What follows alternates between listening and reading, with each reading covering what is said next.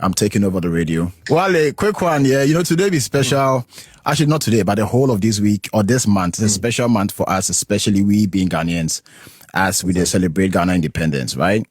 And with names like myself, you representing Ghana and trying to put a different view as how people see our country. Talk to me about what Ghana means to you and how did Ghana shape you as a person in general?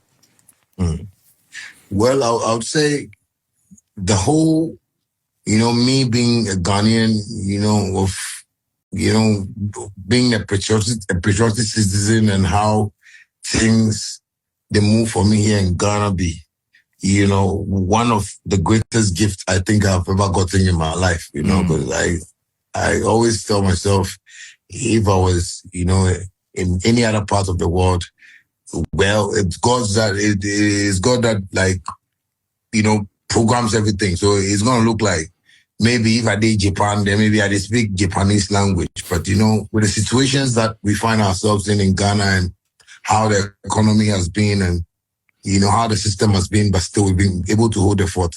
I feel Ghana is one of the, most peaceful places in the world. True. I feel Ghana has been a place where God, has brought certain, children of faith to protect, and educate, other parts of the world. Because, if I watch Ghana and where we've gotten to in terms of our independence, it makes me feel like, okay, then I'm also part of this story and I need to play my role. And that's how come, God ordained us to be musicians in where we did right now. And I feel it's one of my greatest gifts ever that God has given me. And It's a beautiful.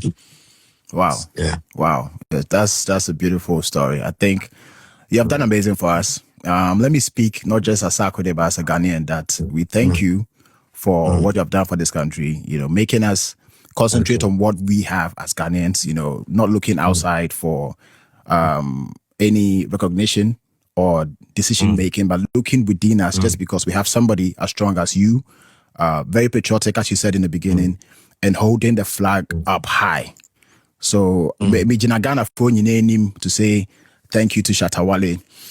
One interesting thing that I also want to know, you are my friend, I don't know we've had that conversation. Today I want to say this on air. I want to know what it feels like, right?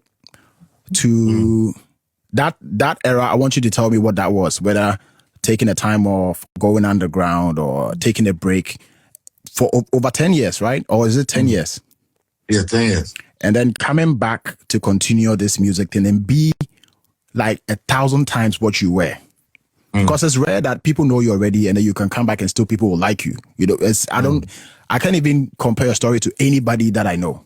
Worldwide. It's not even Ghana. Worldwide, I can't pick one person to have that same run that you had. To come out, be known, have a big song, go for 10 years and come back and do what you're doing now, which is like, it's unheard of. Tell me what it feels like, especially with the sound changing and you coming now to be able to be one of the A-lists that we have. Tell me how that feels like and what that situation created as an artist. Well, I think many people have been asking me questions about how I do and how I run and how, I really came back. But I'll say, it's what, I wrote on my blackboard. Let me just put it that way, because I think I had to map out, a few things to make people understand why we still want to do this thing. Because after 10 years, if it's somebody, who would have cut off and find some other business to do. But I felt, no, there is a calling for me here. And how do I have to discipline myself, put a little bit of motivation, hard work, read my Bible and just know the paths that I want to take and, make this thing happen. So basically, I feel I see that as, the coming back of Christ. Yes. Because, people say Jesus will come soon. Jesus will come soon. No, come. I mean, shout, Papa, for all that you have done. One thing I can tell you is that story of you going and coming back, what I picked up from that is that if I should be in any situation, whether it be in business or anything in life, and something negative happen, as humans, when it goes on for past even 1 week, 2 weeks, you may give it up. But for somebody to still hold on for 10 years. That should tell you something. That's a lesson in there. That is never over until it's over. So you have taught us that if anything happens, whether no matter how long, I don't know how many people can wait for 10 years, but I'm super proud of you. This is a lesson that we all have to learn from. And as today being a special day, my brother, I want to end on this note. One of my favorite songs from you that I remember when this song came out, you know, when you step out of Ghana and you go elsewhere and they want to play some songs that represent Ghana, they play this song. Even in Ghana, when it came out, everywhere, like it, I felt like at that point you paid every radio station to stop playing our music and play just that song.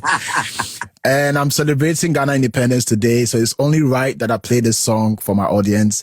It's Shatta, Wale, the one and only Kakai. I'm overdosed with music.